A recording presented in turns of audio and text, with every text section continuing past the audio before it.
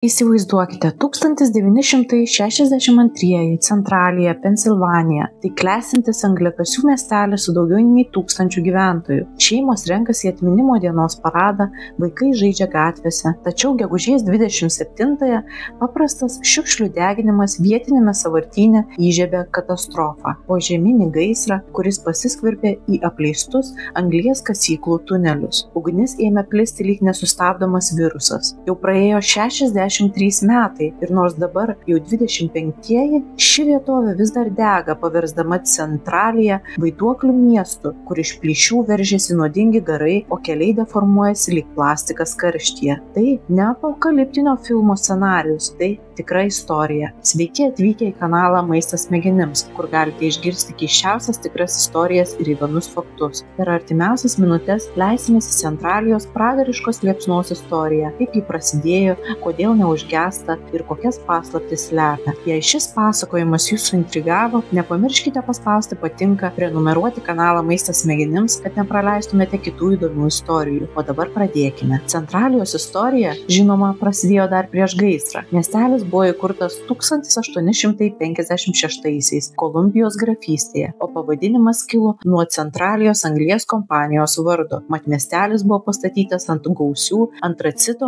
anglies telkinių. 19 amžiaus pabaigoje jis klestėjo. Geležinkeliai kasmet išveždavo milijonus tonų anglies. Į miestą plūdo imigrantai iš Airijos, Vokietijos ir Rytų Europos. Jie kūrė smuklės, taip pat atsirado mokyklos, bažnyčios. 1890-aisiais čia gyveno daugiau nei 2700 žmonių. Tačiau angliakasybos klestėjimas turėjo tamsiąją pusę. 1869 metais inžinierius Aleksandras Rea buvo nužudytas slaptos airių darbininkų draugijos narių. Tai priminė, kad miestelio gyvenimas buvo ne tik pilnas klestėjimo, bet ir kupinas įtampos. Tuo metu žemė po Centraliją jau buvo išraižyta tuneliais, kurie vėliau tapo katastrofos priežastimi. 1962 metų gegužę miestelis sąvartynui naudojo seną atvirą kasyklą. Prieš atminimo dieną savanoriai kaip įprasta uždegė šiukšles, tačiau šįkart liepsnos per plyšį pateko į apleistus tunelius ir taip buvo uždegti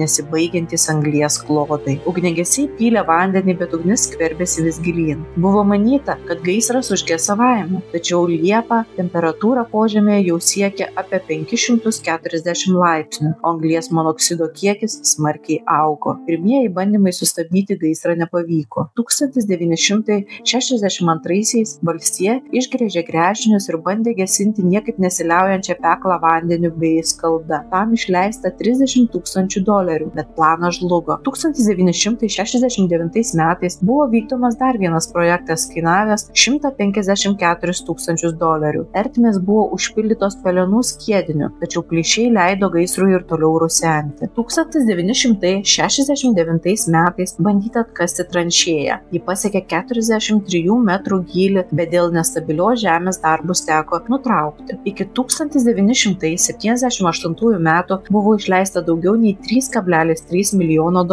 tačiau visos pastangos buvo nesėkmingos. Ugnis, maitinama 24 milijonų tonų anglies atsargų, jau degė 160 hektarų plote. 7-ajame dešimtmetyje Centraliją užgriuvo dar didesnis košmaras. Ugnis sukėlė smegduobes, kurios prarijo kiemus ir grasino pasiglemžti namus. 1979-aisiais vienos degalinės savininkas Džonas Kodingtonas pastebėjo, kad požeminės kuro talpos įkaitusios iki beveik 78 laipsnių, o 1981-aisiais po 12-mečio Todo Domboskio kojomis atsivėrė 45 metrų gylio smegduobė. Visa laimė, jog jis spėjo įsikibti į medžio šaknį ir buvo laiku išgelbėtas, tačiau šis įvykis parodė, kokie pavojingi tapo nuodingi garai. Žmonės pradėjo sirgti, jie skundėsi galvos skausmais, svaiguliu, kvėpavimo sutrikimais. 1983-aisiais JAV kongresas skyrė $42 milijonus gyventojų perkelimui iš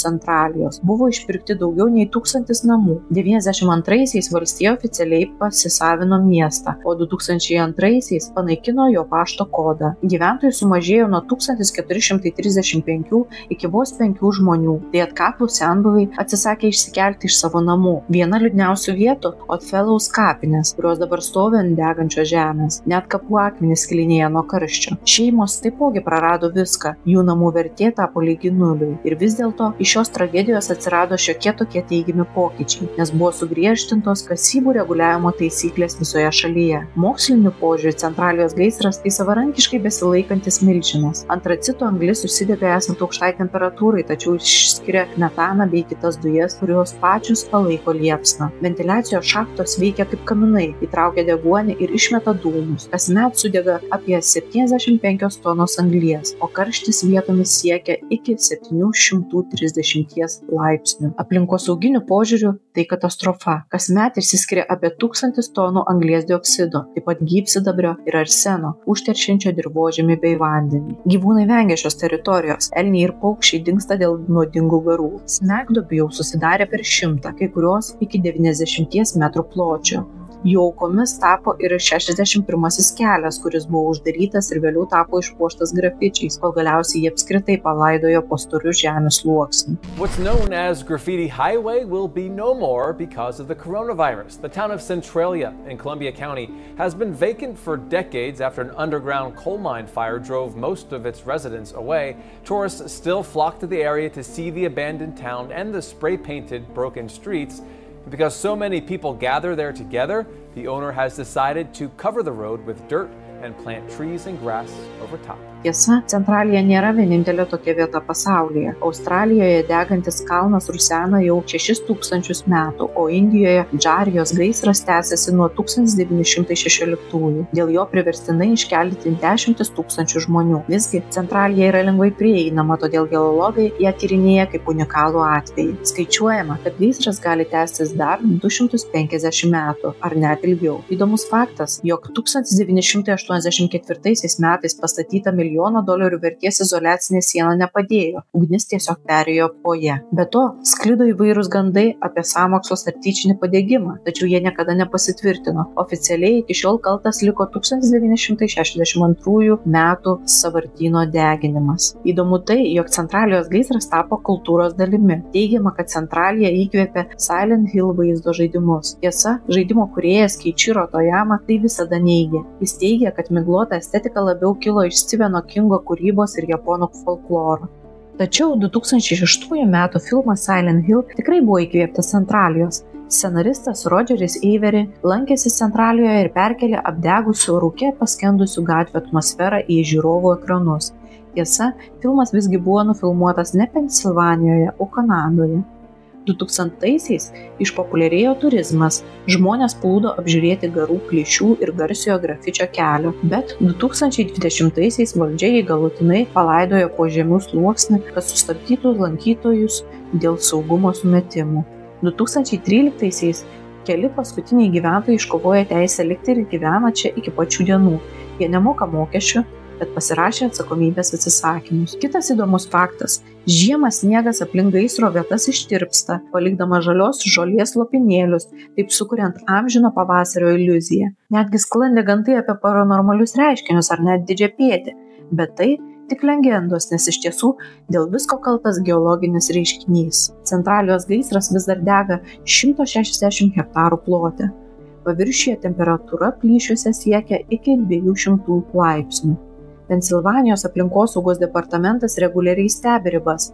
Jos stabilios, tačiau nuo 92 gaisro gesinimas sustabdytas, nes pilnas užgesinimas kainuotų daugiau nei $660 milijonų. Ekspertai prognozuoja, kad jis gali tęstis dar 250 ar net 500 metų, kol išseks anglies ištekliai arba deguonies šachtoje. Jei jūs intrigavo ši istorija, paspauskite patinka, parašykite komentaruose, kas jūs labiausiai nustebino ir prenumeruokite kanalą Maistas smegenims, kad nepraleistumėte kitų pasaulio paslapčių. Daugiau pamirštų katastrofų bei įdomių faktų jau netrukus. Ačiū, kad žiūrėjote.